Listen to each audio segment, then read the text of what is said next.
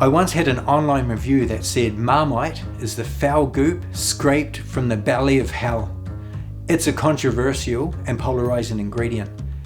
To me, Marmite is school lunches in New Zealand, sandwich chip buddies, buttered bread with crushed up potato chips and Marmite. But there's a lot more to it than that. Marmite is a yeast extract, high in flavors of salty, bitter, and umami. It reminds me of parmesan, kombu and shiitake. And today, it's the secret ingredient in the braised baby back pork ribs. As we say in New Zealand, we're not here to fornicate arachnids, so let's get started. Here is a plate of baby back pork ribs. I prefer these over the spare ribs as they are more meaty and more uniform.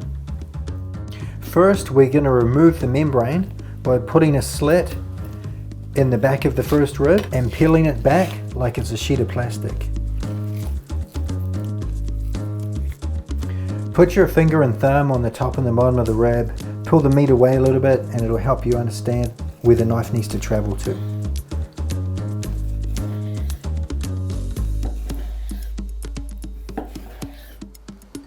Kosher salt.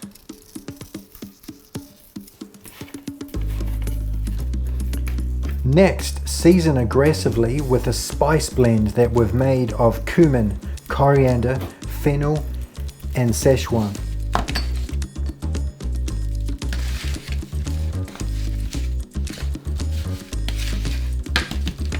In 4 tablespoons of grapeseed oil, shallow fry your pork ribs.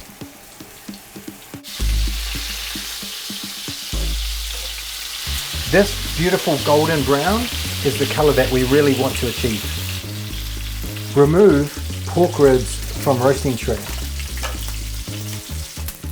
In the same pan, we're going to add 1/4 cup each carrot, onion, celery, leek, and fennel.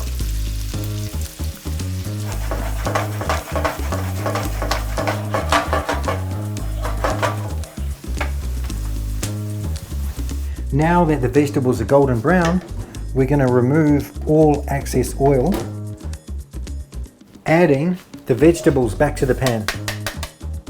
In goes 2 cups of chicken stock, 1 tablespoon liquid smoke, 2 tablespoons tomato paste, 1 tablespoon apple cider vinegar, and 2 teaspoons of black gold.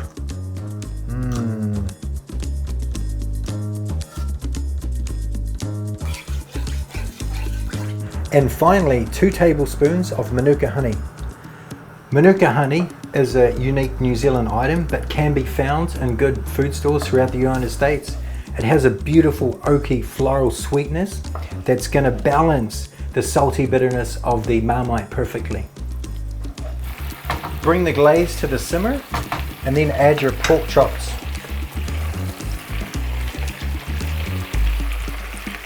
Make sure they're nestled in so they're completely submerged as much as they can be in the glaze.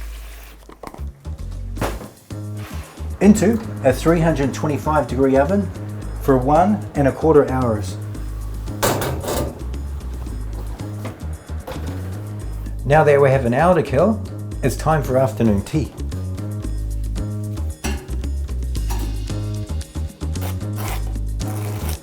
The key to a good Marmite sandwich is 2 parts butter to 1 part Marmite.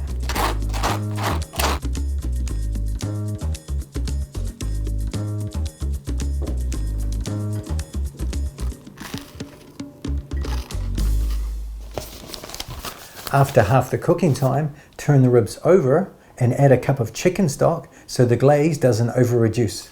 It's now time to retrieve these bad boys from the oven. Ooh-wee. And the doneness that we are looking for is forking tender, which means the meat is going to come away from the bone with very little resistance.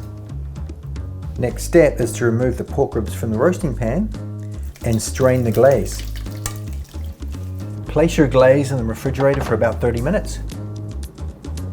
Now that the glaze is chilled, remove the fat cap from the top.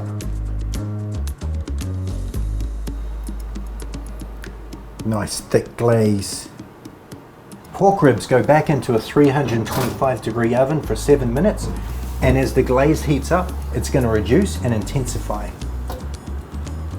The ribs are now done, and wow, the glaze is rich, viscous, shiny, and delicious. Let's eat.